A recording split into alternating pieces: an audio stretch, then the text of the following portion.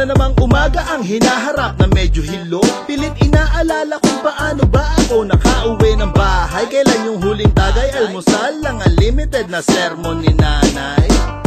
Nilalasap ang hangover, steady lang, ngunit parang nasa roller coaster. Walang tigil na paghalo sa kape, traumatic ang mga pangyayari kagabi. Di mabilang kung ilang yosi ang nasindihan nilang babae. Ang inakbayan ay di ko na alam na limas ang patusyon ko dahil inambag. Promise di na uuliting uminom na magdamag. Di na ako pasasagad magkikira ng pang-uwi. Medyo mahaba pa ang buhay, bakit di na madali? Kaya simula ngayon sa araw na ito, di na po ako uulit, yan ang promise sa inyo. Promise talaga. Gumising sa umaga na nagtataka kung bakit nga ba bukas na ang bulsa, limas na ang pera. Di ko na kilalang natabi ko sa kama, palagi na lang gento. Kailangan na magbago. Lumabas ako ng bahay matapos magkape, naghagilap ng pisonet dyan sa tabi-tabi. Binuksan ang FB account na illegal. Sino ba sa mga chikas ko ang online? Sana makachempo, sana'y on time. Si Trisha na taga malayo, ayos walang sabit.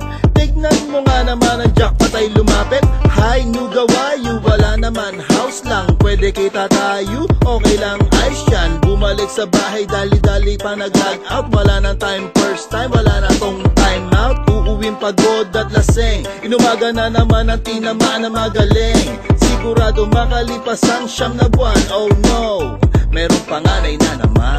Ayoko nang gumising sa umaga na nagtataka kung bakit nga ba bukas na ang bulsa, limas na ang pera. Di ko na kilalang katabi ko sa kama, palagi na lang gento. Kailangan na magbago.